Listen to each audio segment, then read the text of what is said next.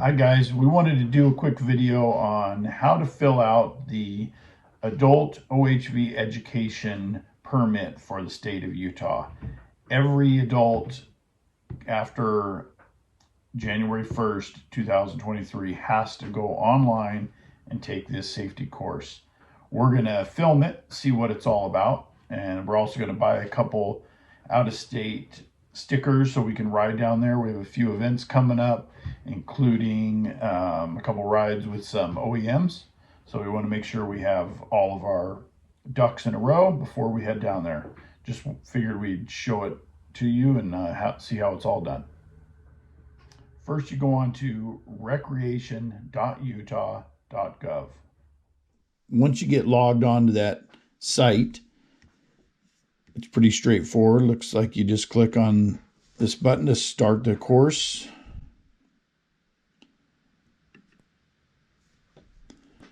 Okay. Type your name. We'll do this quick.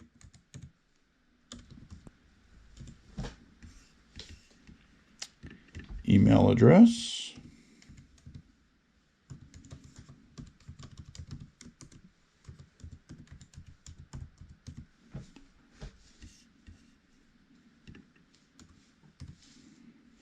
Make sure that's correct, because that's how you'll get your certificate emailed to you. I believe, at least if you need a temporary one, you'll be able to use that emailed receipt.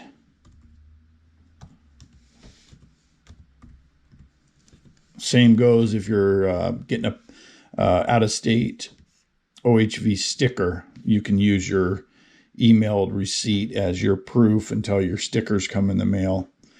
Okay. It's telling us, wear your helmet. Be alert.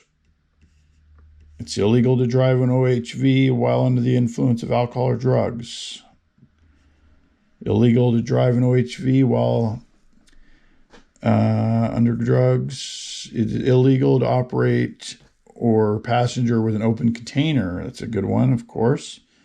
A red or orange whip flag must be attached to all OHVs. So you guys with those big flags, you still need to have some orange and red on that flag. Skull and crossbones on a black flag probably won't suffice. So make sure you have a red or orange flag. Be sure your brakes will control and stop your OHV. Head and tail lights must be used after sunset. Between sunset and sunrise. Yes. Mufflers with an improved spark arrestor are required on all OHVs. So keep that in mind too.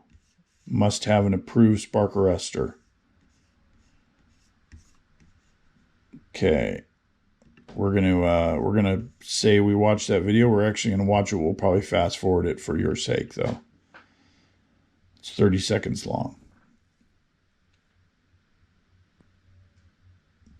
We're running off Starlink up here in Idaho, so the connection's a little bit slow. Following 2 steps that take less than 8 seconds, you've increased your chances of surviving a serious off-highway vehicle-related injury. Taking time to put on your helmet and buckling your seatbelt inside of a UTV will increase your chances of survival. For additional safety tips, visit ohv.utah.gov. That was painless. Okay, next section. True or false? Alcohol and or drugs can impair your ability to operate. Of course. Looks like you can learn more about the vehicle code regarding that subject if you want, but it's pretty simple. Don't do it. Don't do it until you're done riding. A DOT-approved helmet is considered the most important piece of safety. Let's see. Every year there are an estimated 1,800 off-highway vehicle accidents. Wearing a properly fitted, fastened DOT-approved helmet and seatbelt can save your life. Utah law requires anyone under 18 years old to wear a helmet on an ATV, snowmobile, or motorcycle. That does count for side-by-sides as well. So this question, what ages are required to wear a DOT-approved helmet? Under 18. We think everybody should wear one. I'm not sure why Utah doesn't, but whatever. Operating OHVs in Utah's varied terrain can be challenging. It is important to get the safety equipment for your OHV ride. The most important piece of safety equipment is protecting your head. A DOT-approved helmet may save your life. And so they ask, what is the most important? Yes, that helmet. Next.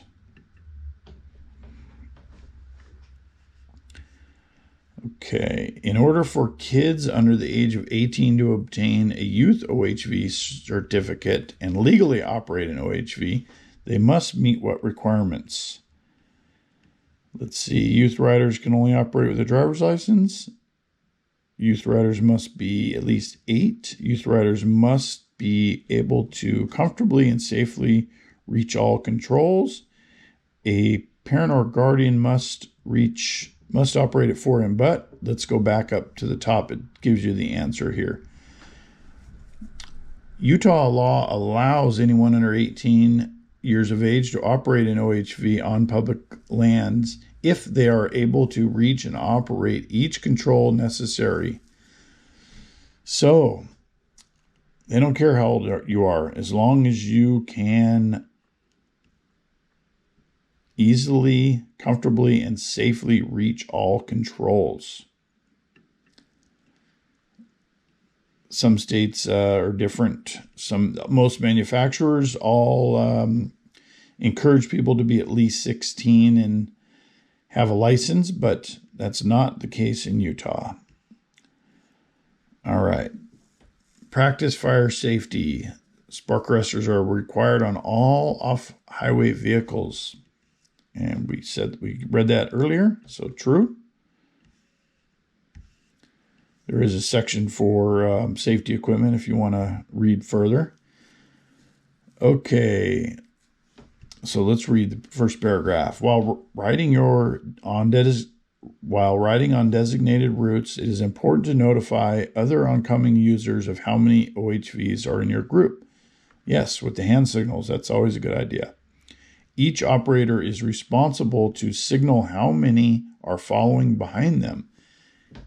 If one other OHV in your group is following, the lead OHV should signal with their hand to hold up one finger.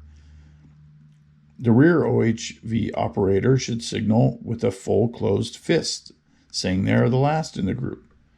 Okay, the question is, while riding on a designated route, you pass other oncoming trail users. You are the lead OHV in a group of 3. What is the proper way to signal how many OHVs are following in your group? Yell out 3, wave at them, give a thumbs up, or signal with one hand holding the corresponding amount of fingers for the amount of riders behind you. Yes, that is the final answer. Okay, we got another video on trail use.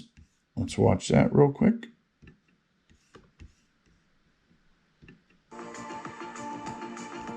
We are very privileged to have our public land system, and with that privilege comes responsibility and stewardship. It's the thrill of being out there and being outdoors. The beauty that's around you is amazing.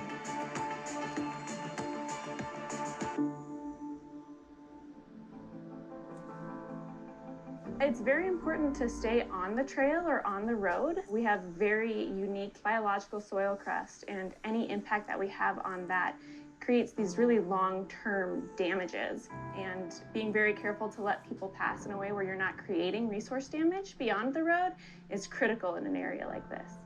Don't make trails any wider than they already are. Remember that obstacles are part of the fun. Don't widen the trail by going around those obstacles. travel slowly, obeying speed limits, and avoid high banking. Anytime that we are not driving directly in the middle of the trail, we're creating this phenomenon called high banking. So we're actually digging down where the road goes, and we have high banks on the sides. It really is a huge problem, and it causes permanent damage. Nobody wants to see fences out there, but in order for us to protect plant life, there's areas where we've had to install fences. If we can keep people on trail and on the roads, then we can keep these areas as natural as possible. When you are hiking, practice leave no trace. Travel on durable surfaces like rocks or in dry washes where you're not going to step on vegetation. Those small impacts that we have do have bigger consequences. Small impacts like damaging our soil crust can hurt the ecosystem and degrade the scenic value that these areas have. You have to be curious. When you're going up some of those steep hills, you have to look ahead and see if anybody's coming down first, because you don't want to bunt in the middle, especially on some of these steep grades. Be respectful for other people. You're driving, you come up on somebody, you slow way down, you don't dust them out, you tell them how many's behind you. Up at Sand Flats, our trails have shared user groups. All of the users need to share these trails. We want to follow the speed limits. We want to pass each other courteously. Motorized users yield to non-motorized users. And so we just need to think of all of the users and working together, because it's all of our public lands and it's here for everyone to enjoy. We want to make sure that stays beautiful for not just our own enjoyment, but for that of future generations. And it's an incredible place to come visit, and it's our responsibility to keep it that beautiful.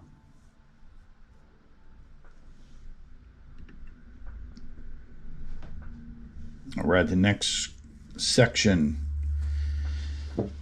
Okay, OHV use can be so much fun. Yes, we know that.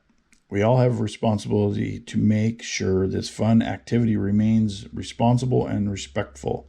It is important to be mindful of and respect private properties, signs, fences, and gates. Permission is needed to access any privately owned land. Never obstruct the entrance or exit of private property. Respect all posted signs and gates and fences. It is up to you to know what trails you can legally ride on.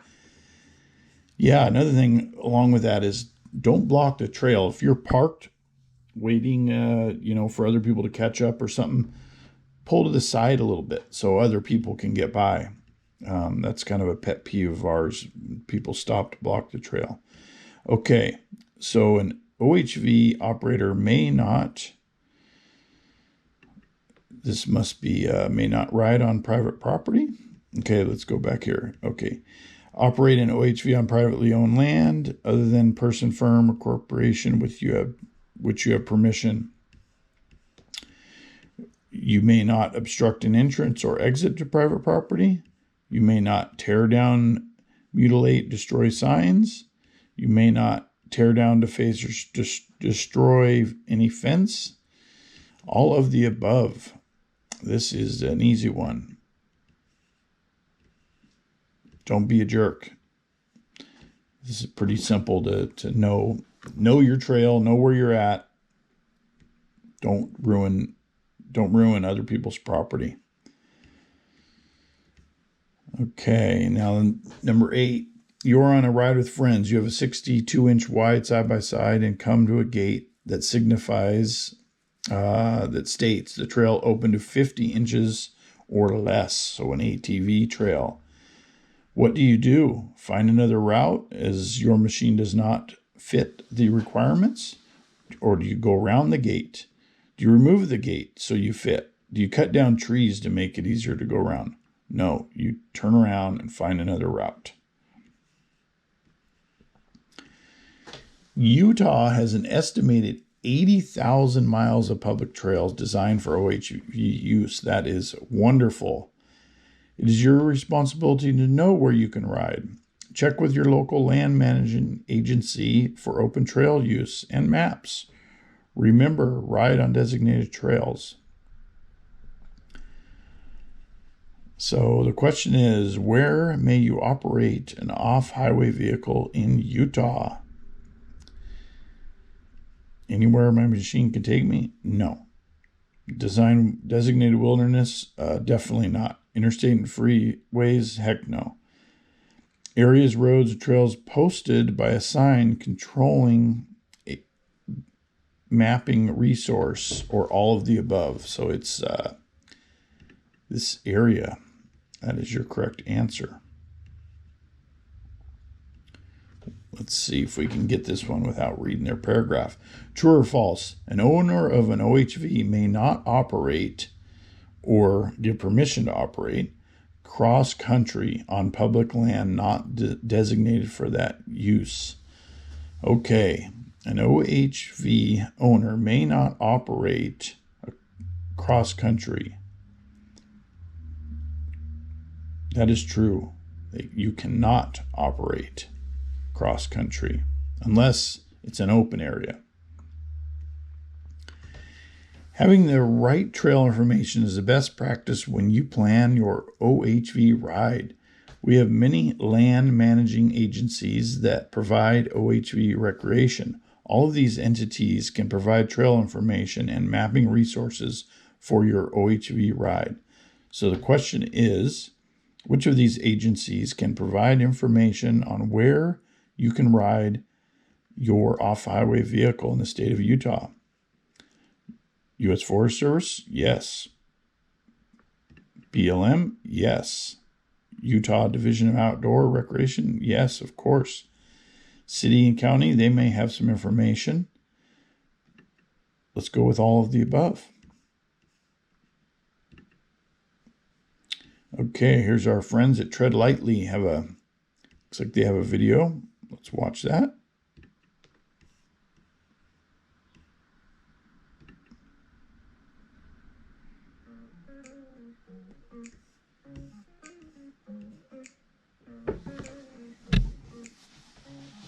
Tread Lightly is an outdoor ethics education organization. We're designed to maintain public access through education and stewardship. So mostly for motorized trails, we want to advocate for public land access and the road systems that give us that access. So one of the ways that we tell people and teach people about our ethics and how to be responsible in public lands is the TREAD principles. TREAD is an acronym. It stands for travel responsibly, respect the rights of others, educate yourself, avoid sensitive areas, and do your part.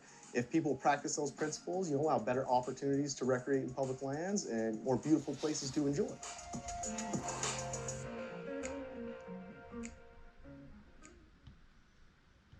A great example of traveling responsibly is taking a map with you that shows the designated routes, and make sure that you're on those routes. You can do that with your GPS, or there's a number of apps that'll kind of help you do that. Also, make sure you're safe, right? So we want to have a helmet. Make sure your riders have it too. So when we're respecting the rights of others, which is the second TREAD principle, we want to just understand that these are mixed-use public lands, and there's a lot of people out here that are enjoying their type of recreation. Slow down when you're going through camps. That's a big one. If you're in a motorized vehicle, a smile goes a long way as well. Don't forget to smile. Like a lot of times people are kind of in their own minds, and look up and wave to people, and make sure that you are that ambassador that we talk about when you're out there doing whatever it is that you like. Educate yourself about the capabilities of your vehicle, about the places that you're riding in, and about some of the safety gear and things that you need to make sure that you come home safe. You get stuck, this is on some big old tires, but when you're kind of got a more stock setup and you have a long wheelbase, it's easy to get high centered on things. So go with a buddy and have some toe points and some straps so you can get out of places.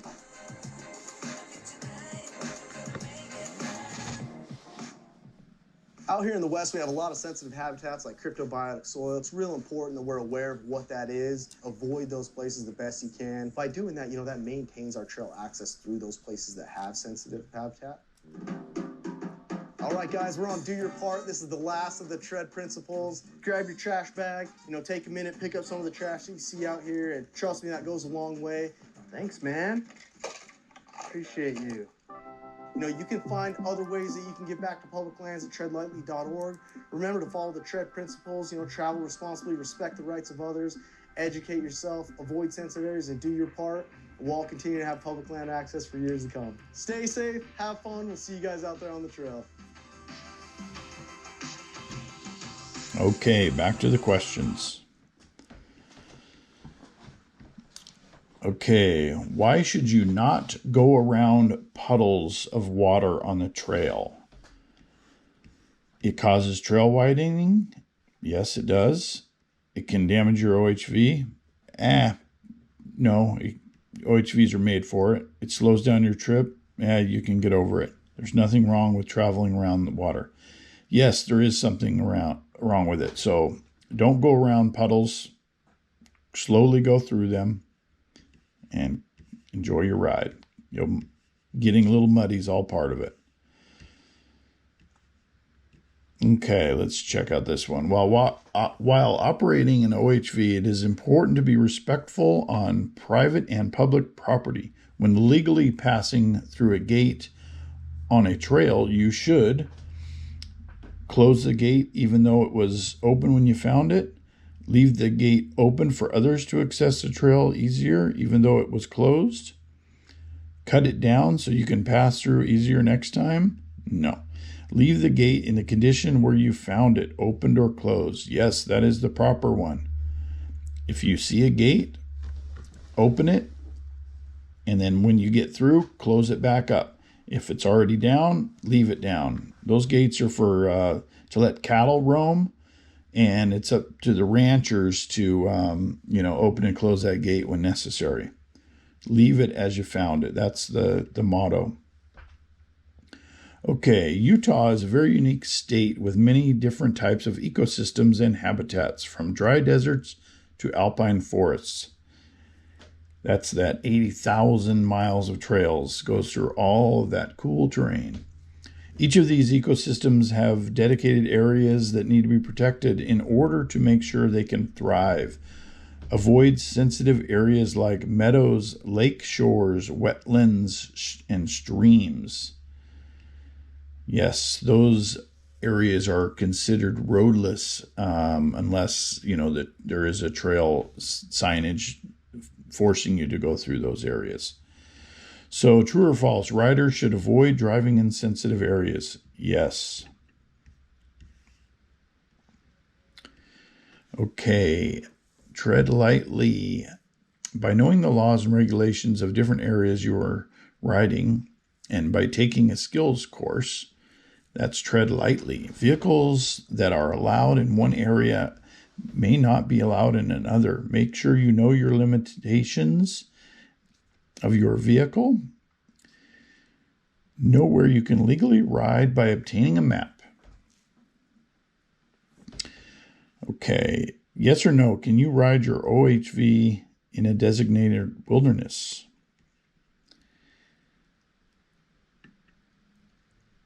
I would say no. Sometimes there are trails going through wilderness areas, but I would say no. But a map would definitely tell you yes or no if that was a legal trail going through a wilderness area. Okay, number 16, true or false? As a trail user, helping take care of the trail is part of your responsibility. Yes, we're all responsible for our public lands. They're our lands. Let's take care of them. Okay, number 17, obtain a blink so you know where you can ride. How about a map? A map is a good one, or an app. We like Polaris Ride Command. That's a great app. There are plenty other ones out there. Okay, here's another video.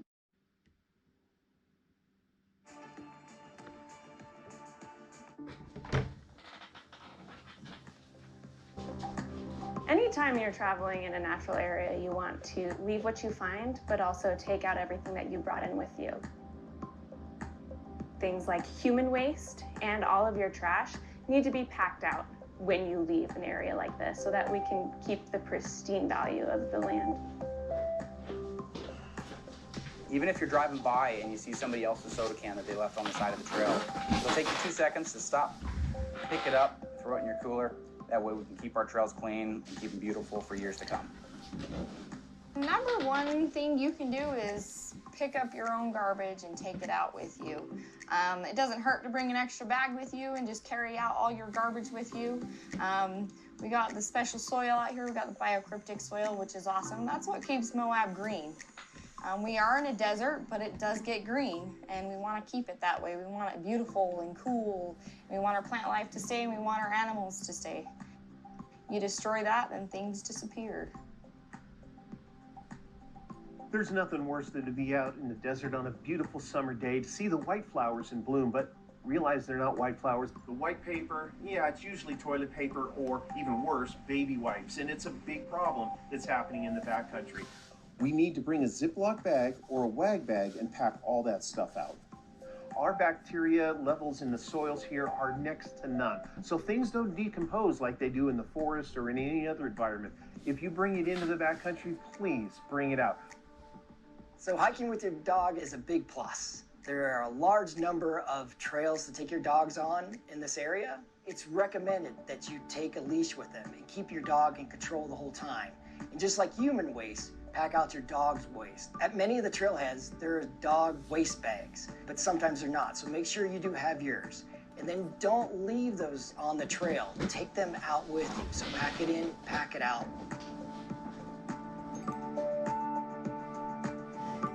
Be safe, stay on designated trails, practice proper trail etiquette, and make sure that you pack out your trash when you're recreating on public lands. Recreate responsibly and you'll be sure to have a great experience.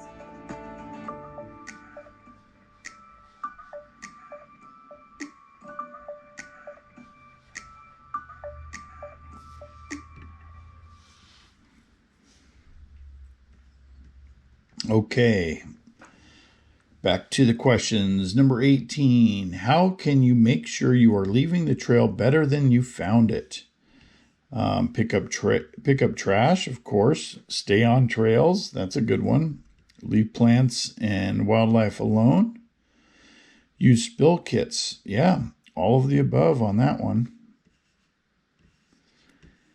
Okay, in popular recreational areas, there has been an increased amount of human waste left alongside the trails. Yeah, that was big. That's a big deal.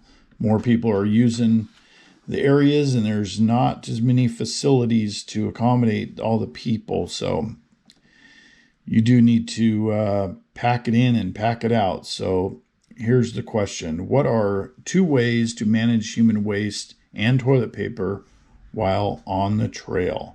Okay. Dig a hole 6 inches deep and bury the waste? No. Leave the human waste and toilet paper on a rock? Definitely no. Pack out human waste and toilet paper with a portable toilet and waste bag? Definitely.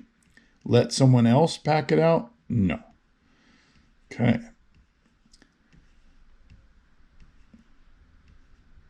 All right. Number 20, true or false? When traveling to an area, it is important to research proper disposal procedures and drop-off areas for portable toilets and solid waste bags. Yes. You always want to be able to throw those away where they're accepted. It's got to be a biohazard area to dump that trash. You can't just dump your bio waste, in any trash can. Okay, true or false? It is legal to litter in a park, recreation area, waterway, or other public or private land. Of course not. So it would be illegal to litter. Yes. Give that a true. And it shows the Utah code right there. Okay, we got another video.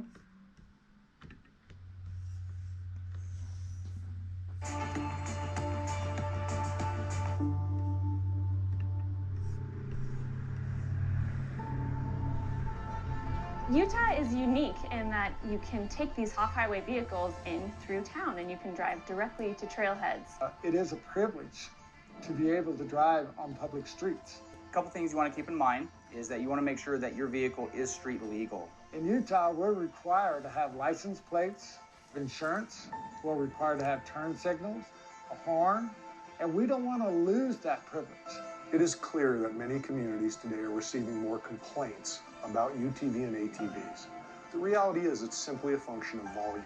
The popularity of these machines and the visitation in our town is inevitable. It's going to continue to grow. To maintain civility and to maintain the opportunities that we all enjoy, we've got to be respectful because more and more individuals are driving on streets in small communities in these vehicles. When you're in town, drive slow, throttle it down a little bit. You got neighborhoods, you've got, people walking around, you got kids playing in the street. And if you reduce your foot off the gas pedal just a little bit, then you have less noise. And we want to protect these for the future so that you can come here and your children can come here someday and grandchildren. So we have to think of the long span. Our public lands are spectacular. Recreate responsibly and you'll be sure to have a great experience. Stay on designated trails, practice proper trail etiquette, and make sure that you pack out all your trash when you're recreating on public lands. We want to make sure that stays beautiful for not just our own enjoyment, but for that of future generations. And it's an incredible place to come visit, and it's our responsibility to keep it that beautiful.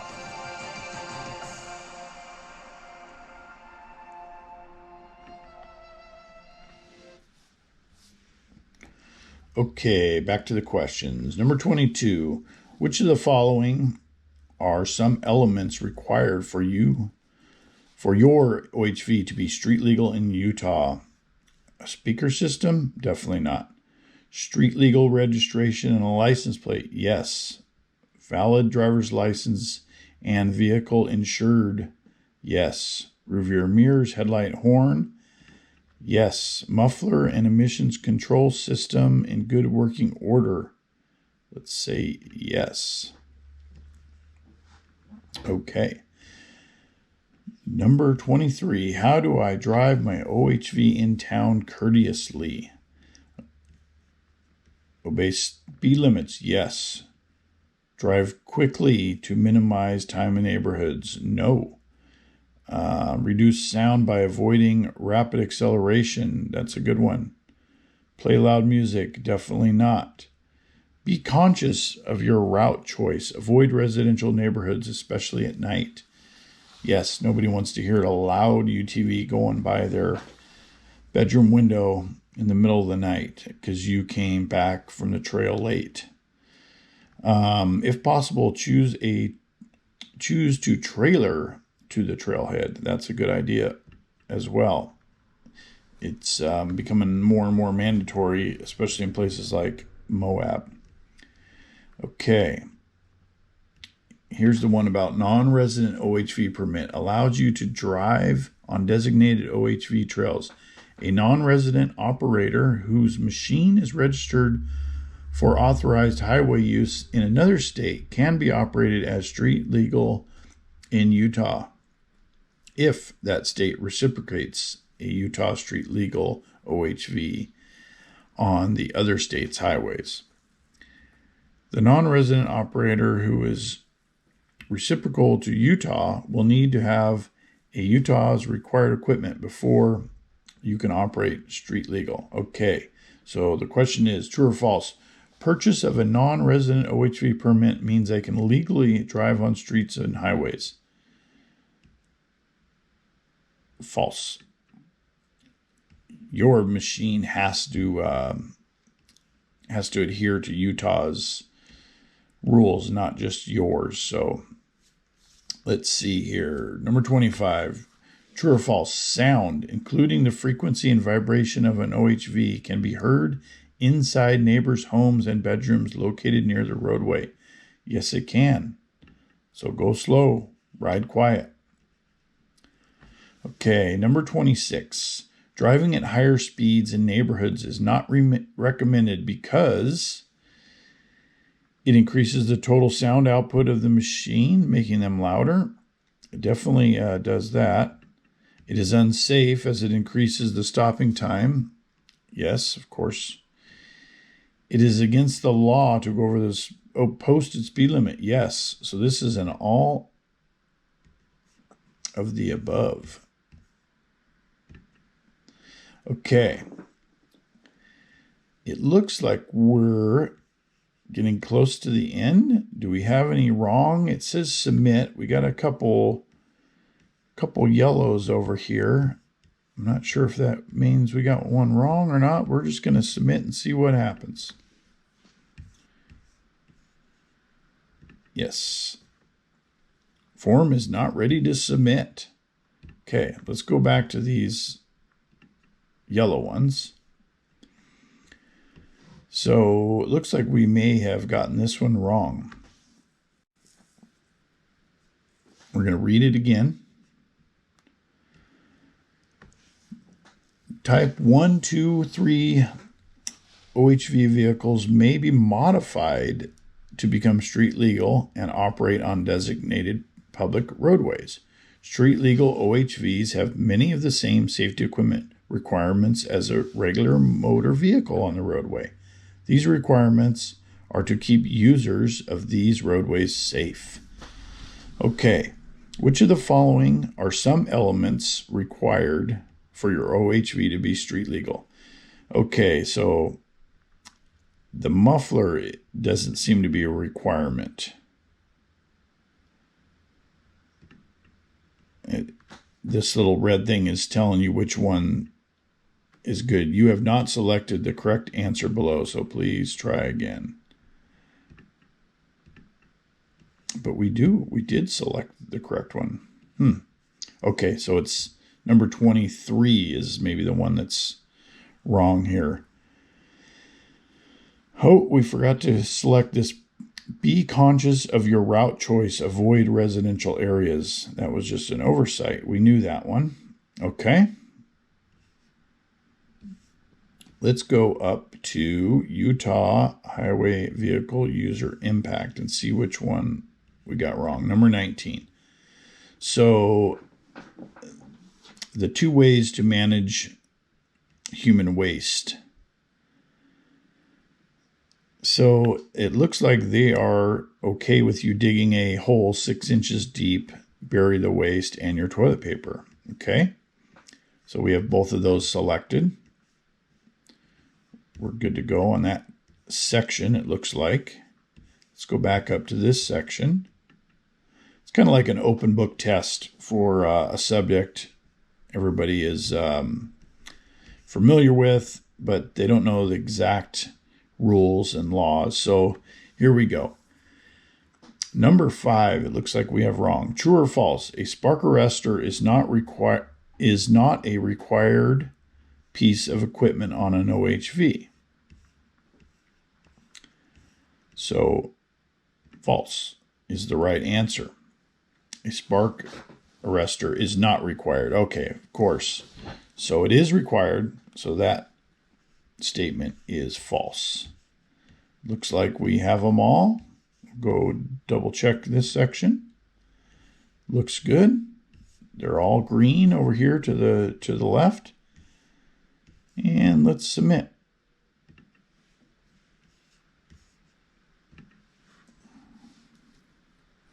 Form submitted successfully. Course completed.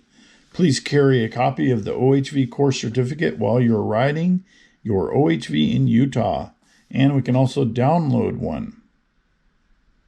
We will do that too. Take it with us. So that took about a half hour. No big deal. And there it is. Print that out. Or let's airdrop it to my phone. That'll be good to have it on my phone. I'll have that on me, taking photos and videos. Turn the phone on so the airdrop works. Okay, simple as that. All right, that wasn't too bad. 39 minutes in total. Got the permit test taken, got it airdropped to my phone, downloaded on my computer, going to print it out and put it in the glove box or whatever machine I'm driving. If you made it to the end of this video, we appreciate it. I know it was a long one. If you want to see more content like this or more content like anything, just give us a comment and be sure you like and subscribe, and we'll keep them coming. Thank you.